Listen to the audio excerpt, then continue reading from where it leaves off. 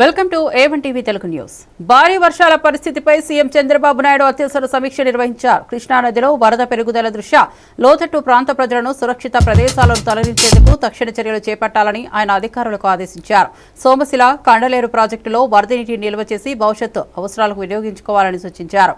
అలాగే కాలువలు, చెరువుల్లో తుడును తొలగించి గట్లను పటిష్టం చేయాలని స్పష్టమైన ఆదేశాలు జారీ చేశారు. ప్రజల ప్రాణ, ఆస్తి భద్రతకు ఎటువంటి లోపం లేకుండా జాగ్రత్తలు తీసుకోవాలని, అవసరమైతే అదనపు సిబ్బందిని మోహరించాలని సూచించారు. వరద నియంత్రణ చర్యల్లో ఎప్పటికప్పుడు మానిటరింగ్ చేయాలని కూడా సీఎం ఆదేశించారు.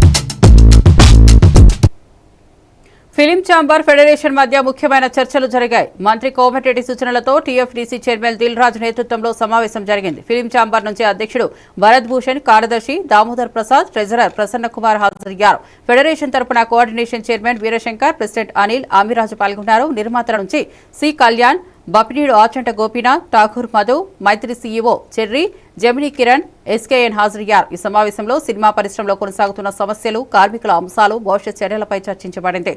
సమన్వయంతో సమస్యల పరిష్కారం దిశగా ముందడుగు వేయాలని నిర్ణయించారు.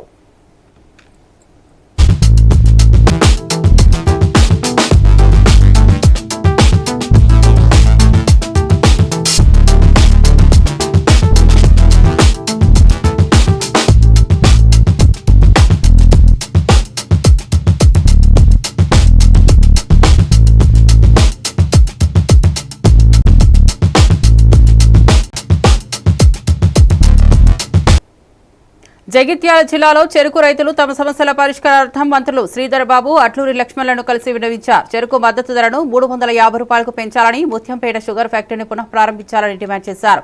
మద్దతు ధర పెంపుతో రైతుల ఆర్థిక భారం తగ్గుతుందని, షుగర్ ఫ్యాక్టరీ తిరిగి ప్రారంభమైతే వేలాది మంది రైతులకు ఉపాధి లభిస్తుందని వివరించారు.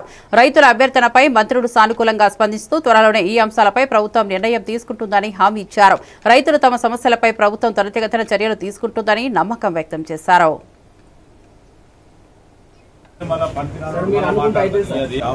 క్యాబినెట్ లో నిర్ణయం తీసుకొని 200 కోట్ల రూపాయలు కట్టమంటే ఎంత చిత్తశుద్ధి ఉండాలి మీ పట్ల కానీ ఈ చక్కెరకు తీసుకున్నాం. మీరు చెప్పే ఈ అంశాన్ని కూడా పరిశీలన చేద్దాం. ఏం చేద్దాం, నేను పరిశీలన చేద్దాం. రేపు పొద్దునే మళ్ళీ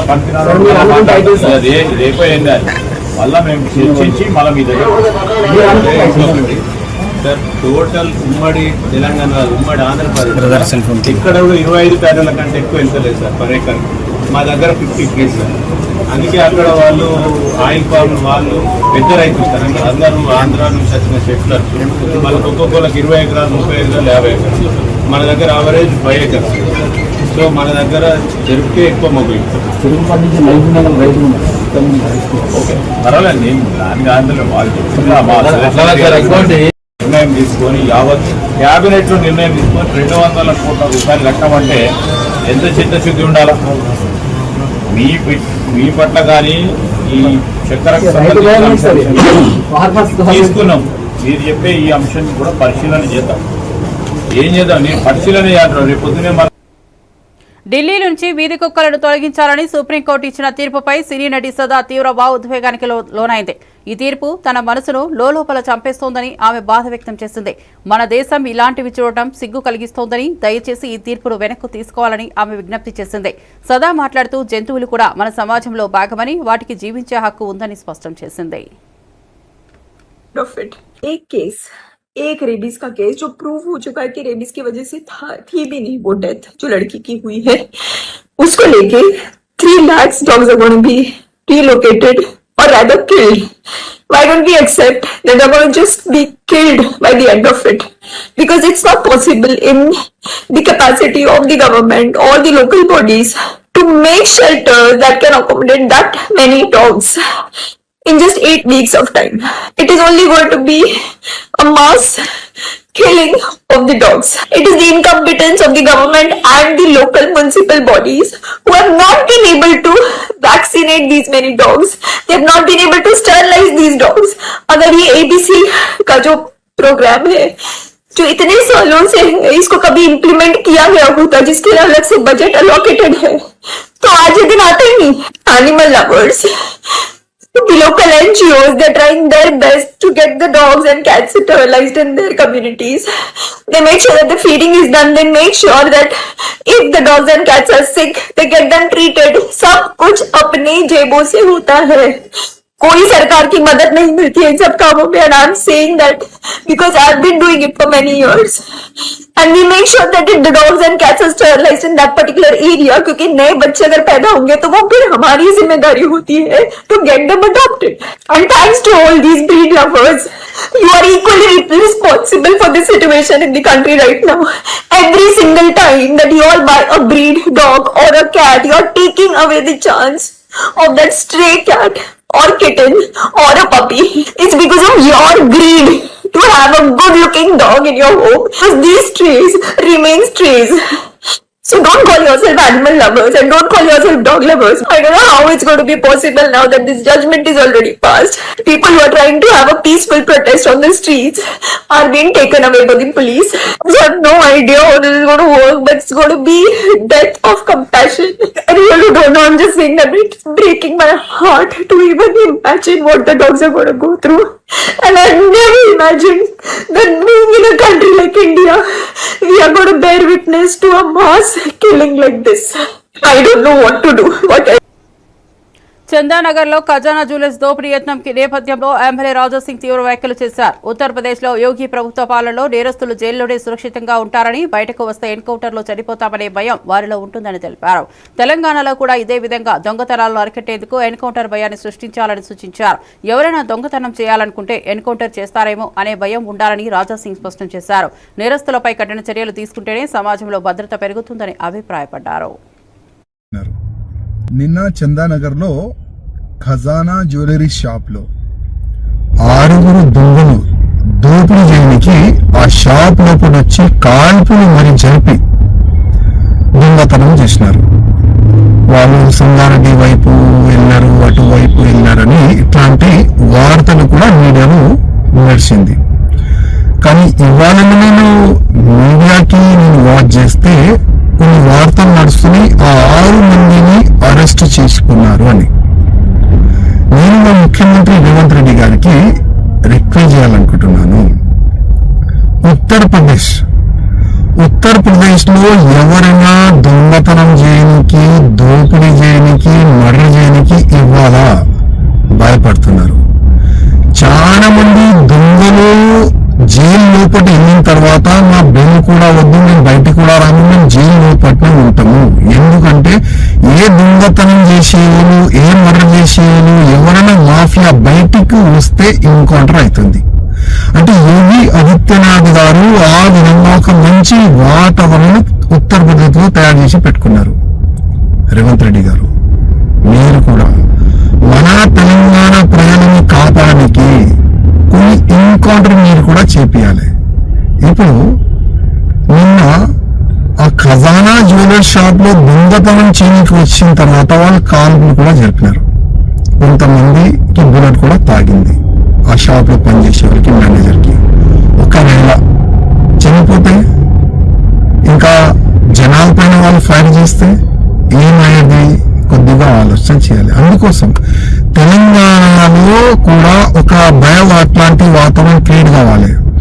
ఎవరైనా వేరే రాష్ట్రంలో ఉన్న దొంగలు తెలంగాణకి దొంగతనం చేయడానికి రావాలంటే ఒక భయం పుట్టాలి. తెలంగాణలో దొంగతనం చేయడానికి మనం పోతే అక్కడ ఎన్కౌంటర్ చేస్తారు పోలీసులు. అమరావతిలో తుళ్లూరు అనంతవరం గ్రామాల మధ్య నిర్మించనున్న Basavatarakam Indo American cancer institute of research centre భవనానికి హిందూపురం ఎమ్మెల్యే సినీ నటుడు నందమూరి బాలకృష్ణ శంకుస్థాపన చేశారు. ఈ కార్యక్రమానికి మంత్రులు, ఎమ్మెల్యేలు, ట్రస్ట్ సభ్యులు హాజరయ్యారు. సిఆర్డీఏ ఈ ఆసుపత్రి నిర్మాణానికి 21 ఎకరాల భూమిని కేటాయించింది. ప్రజలకు మెరుగైన వైద్య సేవలు అందించడమే లక్ష్యంగా ఈ ప్రాజెక్టు చేపట్టారు. అభిమానులు, ప్రజల ఆశీస్సులతో కార్యక్రమం విజయవంతమైందని బాలకృష్ణ తెలిపారు. వర్షం రూపంలో దేవుడు ఆశీర్వదించాడని, మంచి కార్యక్రమాలకు దేవుడు ఆశీస్సులు ఎల్లప్పుడూ ఉంటాయని అన్నారు. 2019లోనే ఇక్కడ భూమి పూజ నిర్వహించామని గుర్తు చేశారు.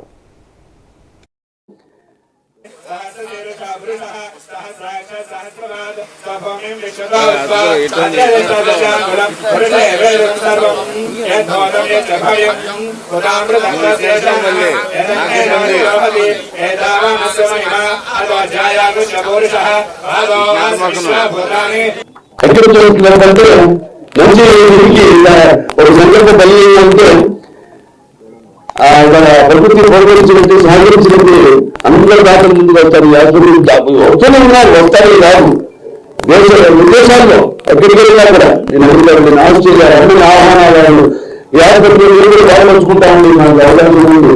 అప్పుడు మొదలైన పుట్టలేదు, కొత్త ఏదో వచ్చి చేయాలి. ఇప్పుడు డబ్బులు అందరూ కూడా ఉన్నాం, మీరు సహాయం మేము చేస్తామని వాళ్ళందరూ కూడా అందరికీ నా దాతలందరికీ నాకు కృతజ్ఞతలు తెలియజేసుకుంటాను. అలాగే అప్పుడు నెక్స్ట్ పడితే మళ్ళీ 5,000 ఎకరాల ఆసుపత్రి విస్తరించి ఇది మొదటి 2028 పూర్తి అవుతుంది. తప్పకుండా పూర్తి అవుతుంది. ఆ రైతు రాష్ట్రం ద్వారా అలాగే ఇద్దరు 2 రాష్ట్రాల ముఖ్యమంత్రులకి నా కృతజ్ఞతలు తెలియజేసుకుంటున్నాను. అది తెలంగాణ, ఆంధ్ర రాష్ట్ర మా ముఖ్యమంత్రులు అందరూ కూడా వాళ్ళందరూ సహాయపడడానికి, అలాగే సెంట్రల్ గవర్నమెంట్, కేంద్ర ప్రభుత్వాన్ని కూడా నా కృతజ్ఞతలు తెలియజేసుకుంటున్నాను.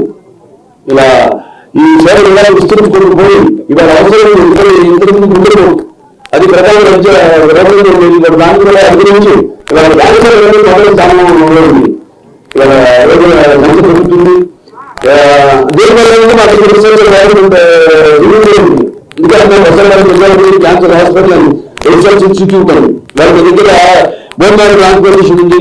క్యాన్సర్ చేస్తారు. మీరందరూ 30,000, 40,000, 30,000 అదే విదేశాలకు అయితే 3 లక్షలు అవుతుంది. 30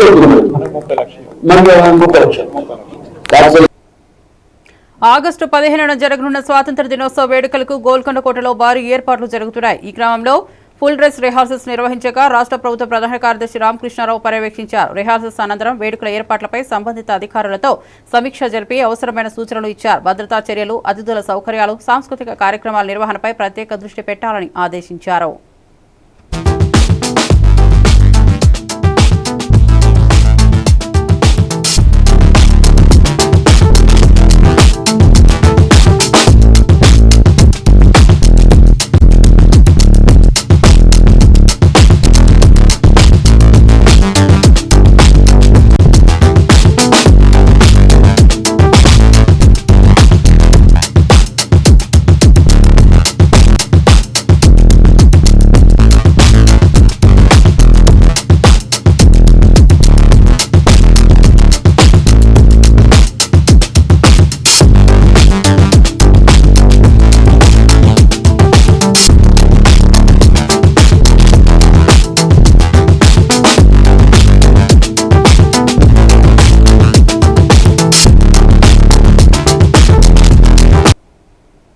మాజీ సీఎం వైఎస్ జగన్ ఎన్నికల ప్రక్రియపై తీవ్ర వ్యాఖ్యలు చేశారు. రాష్ట్ర చరిత్రలో ఇదే తొలిసారి బూత్లలో వైసీపీ ఏజెంట్ లేకుండా ఎన్నిక జరిగిందని విమర్శించారు. పార్టీకి చెందిన ఏజెంట్లు బూత్ల దగ్గరకు వెళ్లే పరిస్థితి లేకుండా చేశారని ఆరోపించారు. సాక్షాత్తు పోలీసుల సమక్షంలోనే ఎన్నికల రిగ్గింగ్ జరిగిందని తెలిపారు. ప్రజాస్వామ్యాన్ని కాపాడాల్సిన ఎన్నికల వ్యవస్థనే దెబ్బతీసేలా చర్యలు జరిగాయని జగన్ పేర్కొన్నారు. నా కుడివైపున హేమంత్ పులివెందుల జెడ్పీటీసీ, పులివెందుల రూరల్ మండలానికి జెడ్పీటీసీ కంటెస్టెడ్ క్యాండిడేట్, ఇటు పక్కన సుబ్బారెడ్డి ఒంటిమిట్ట జెడ్పీటీసీ స్థానానికి కంటెస్టెడ్ క్యాండిడేట్. రాష్ట్రంలో ఇవాళ ఎలాంటి పరిస్థితులు ఉన్నాయి అని చెప్పడానికి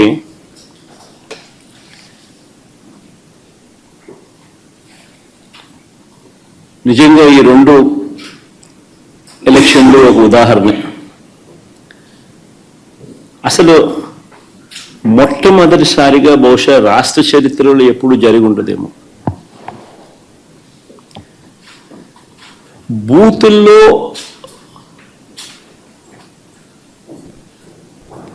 పార్టీకి సంబంధించిన ఏజెంట్ లేకుండా వైఎస్ఆర్సీపీ ప్రతిపక్ష పార్టీ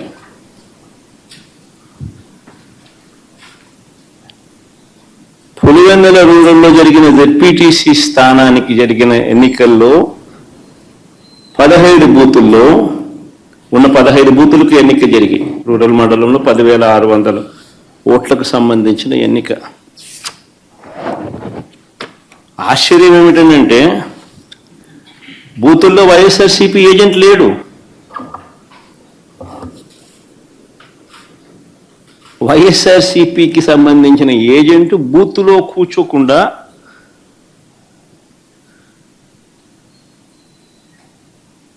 బూత్ దగ్గరికే మనిషి పోలేని పరిస్థితిలో బూత్లో ఏజెంటే లేకుండా ఎన్నికలు రిగ్గింగ్ చేసినారు. సాక్షాత్తు పోలీసుల సమక్షంలో పోలీసుల ప్రోద్బలంతో బూతులోకి వెళ్లే ఏజెంట్ల ఫాములను వీళ్ళకి నిన్న జరిగిన ఎన్నికలే ప్రత్యక్ష. మంత్రి సవిత వైసీపీపై తీవ్ర విమర్శలు చేశారు. ఓటమిని అంగీకరించలేక వైసీపీ డైవర్షన్స్ రాజకీయాలు చేస్తోందని ఆరోపించారు. జనాలు ఓటు వేయలేదని గ్రహించిన జగన్మోహన్ రెడ్డి అవినాష్ రెడ్డి రీపోలింగ్ కోరారని, ఇప్పుడు తిరిగి రీపోలింగ్ కు బహిష్కరిస్తున్నట్లు ప్రకటించడం విచిత్రమని వ్యాఖ్యానించారు. ప్రజలే వైసీపీని బహిష్కరించారనే విషయం స్పష్టమైందని తెలిపారు. ప్రజాస్వామ్యాన్ని గౌరవించాల్సిన రాజకీయ పార్టీలో ఓటమి భయంతో తప్పుడు ప్రచారాలకు దిగడం మంచిది కాదని సవిత హెచ్చరించారు. జరిగిందో మరి అందరికీ తెలుసు. మరి వైసీపీ పార్టీ వాళ్ళ ఓటమికి ఏ విధంగా ఓటమిని అంగీకరించలేక డైవర్షన్ పాలిటిక్స్ చేస్తాననే విషయం మన అందరికీ తెలుసు. మరి నిన్నటి రోజున ఉదయం 7 గంటలకే 15 బూతుల్లోనూ పోలింగ్ స్టార్ట్ అయింది. మరి వాళ్ళు ఏజెంట్లు రానిలేదు, మా వాళ్ళని రాలేదని నిన్న 10 గంటలకో 8 గంటలకో అవినాష్ రెడ్డి గారు మేము ఎన్నికలు బహిష్కరిస్తున్నామని చెప్పచ్చు. ప్రజాస్వామ్యబద్ధంగా ఎన్నికలు జరిగాయి కాబట్టి ప్రజలు మనం పెట్టిన ఇబ్బందులు ప్రజలకు తెలుసు కాబట్టి మనకు ఓటు వేయలేదని క్లారిటీ తీసుకున్న తర్వాత మరి అవినాష్ రెడ్డి గారు జగన్మోహన్ రెడ్డి గారు రీపోల్ కావాలా అన్నారు. మరి రీపోల్ అడిగింది వారు. రీపోల్ మరి ఈరోజు మరి ఎలక్షన్ కమిషన్ అన్ని బూతులు చూసి మరి రీపోల్కి ఏమన్నా దానికి వాళ్ళకి చేయాలనిపించినవి రెండు బూతుల్లో పెట్టాం. మరి ఈరోజు మళ్ళీ అవినాష్ రెడ్డి గారు మేము రీపోల్కి బైకాట్ చేస్తున్నామన్నారు. మేము ఎప్పుడు ఎలక్షన్ పెట్టినా సిద్ధంగా ఉన్నాం. జగన్మోహన్ రెడ్డి గారు అవినాష్ రెడ్డి గారు ప్రజలు కూడా అదే విధంగా సిద్ధంగా ఉన్నారు. మరి ఈరోజు ఇందాక బీటెక్ రవి గారు చెప్పినట్లు ఈ 15 బూతుల్లోనూ మీరు అడిగారు, 2 బూతులు రీపోల్ జరుగుతుంది, మళ్ళీ దీన్ని అయితే పెట్టరు కదా, మరి ఎందుకు మీరు దీన్ని బైకాట్ చేస్తున్నారు? ప్రజలే మిమ్మల్ని బహిష్కరించేశారు అన్న విషయం మీకు తెలుస్తుంది. మీ డైవర్షన్ పాలిటిక్స్ చేయడం మీకు అలవాటే. ఈరోజు ఆ నెపాన్ని పోలీసుల మీద అంటారు, ఎలక్షన్ కమిషన్ అంటారు, తెలుగుదేశం పార్టీ వారిపైన అంటారు. రేపొద్దున పులివెందుల టీడీపీ ఇన్ఛార్జ్ బీటెక్ రవి మాట్లాడుతూ జెడ్పీటీసీ ఉప ఎన్నిక పూర్తిగా ప్రశాంతంగా ప్రజాస్వామ్యబద్ధంగా జరిగిందని తెలిపారు. ఎలాంటి అవాంఛనీయ ఘటన చోటు చేసుకోలేదని స్పష్టం చేశారు. ఎలాగో ఓడిపోతామని తెలిసి వైసీపీ లేనిపోని సాకులు చెబుతోందని విమర్శించారు. రీపోలింగ్ కోరిన తర్వాత ఇప్పుడు బహిష్కరిస్తున్నట్లు అవినాష్ రెడ్డి ప్రకటించడం సరైన పద్ధతి కాదని వ్యాఖ్యానించారు.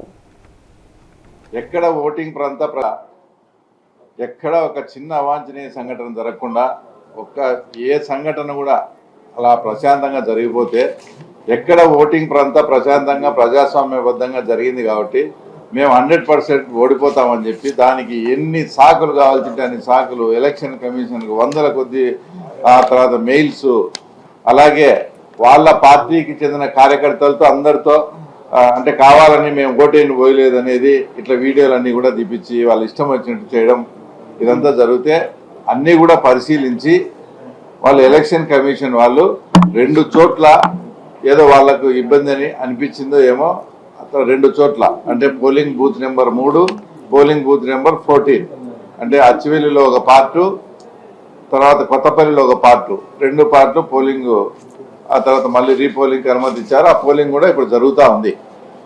ఇప్పుడు వాళ్ళు అసలు రీపోలింగ్ కావాలని అడిగినదే వైఎస్ఆర్సీపీ పార్టీ. ఇప్పుడు రీపోలింగ్ చేసేటప్పుడు సడన్ గా అవినాష్ రెడ్డి గారు మేము ఆ తర్వాత ఎలక్షన్ మనం బాయ్కాట్ చేస్తామని చెప్తాడు. అసలు రీపోలింగ్ కావాలని అడగడం ఎవరు చెప్పిరి? రీపోలింగ్ ఇచ్చిన తర్వాత మళ్ళీ బాయ్కాట్ చేయడం ఎవరు చెప్పిరి? వాళ్ళు చెప్పేదంతా మొత్తం 15 బూతులు రీపోలింగ్ అయితే చేస్తామని ఆ తర్వాత ఒక కొత్త వాదన చెప్తున్నారు. తొలిసారి జిల్లాల పేర్లు సరిహద్దుల మార్పులపై మంత్రుల బృందం సమావేశమైంది. ఈ భేటీలో మంత్రులు అనగాని సత్యప్రసాద్, పి నారాయణ, వంగల్పూడి అనిత, బీసీ జనార్దన్ రెడ్డి, నిమ్మల రామానాయుడు, నాదెండ్ల మనోహర్, సత్యకుమార్ పాల్గొన్నారు. జిల్లాలు, మండలాలు, గ్రామాల పేర్లు సరిహద్దుల మార్పులపై సెప్టెంబర్ 15 నాటికి తుది నివేదిక ఇవ్వాలని నిర్ణయించారు. ఈ నెల 29, 30 తేదీల్లో ఉమ్మడి 13 జిల్లా కేంద్రాల్లో పర్యటించి ప్రజాప్రతినిధులు ప్రజల అభిప్రాయాలు, వినతులు స్వీకరించనున్నారు. ఈ మార్పులు ప్రజా అవసరాలు, పరిపాలనా సౌలభ్యం దృష్ట్యా చేయబడతాయని మంత్రులు తెలిపారు.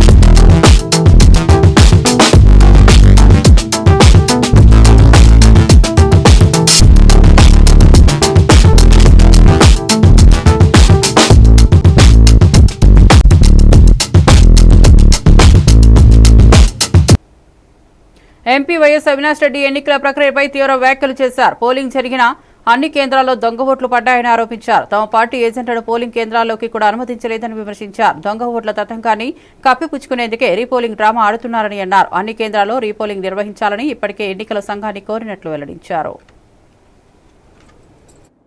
తెలుగుదేశం పార్టీ కార్యకర్తలు అంత జిల్లా వ్యాప్తంగా ఉన్న కార్యకర్తలందరూ పులివెందుల మండలం మీద పన్నారు. చిన్న మండలం 15 బూతుల మీద పన్నారు.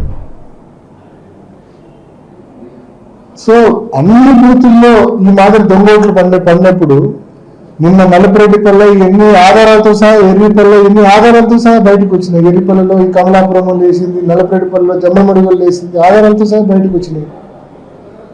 ఇంత క్రిస్టల్ క్లియర్ గా ప్రూఫ్స్ ఉండగా మీరు కంటికుడుకు చర్యగా కేవలం 2 బూతులతో పెడతా ఉన్నారంటే అసలు ఈ డ్రామా ఎందుకు మీరు చేస్తా ఉన్నారనే ప్రశ్నలు కూడా తలెత్తుతా ఉన్నాయి.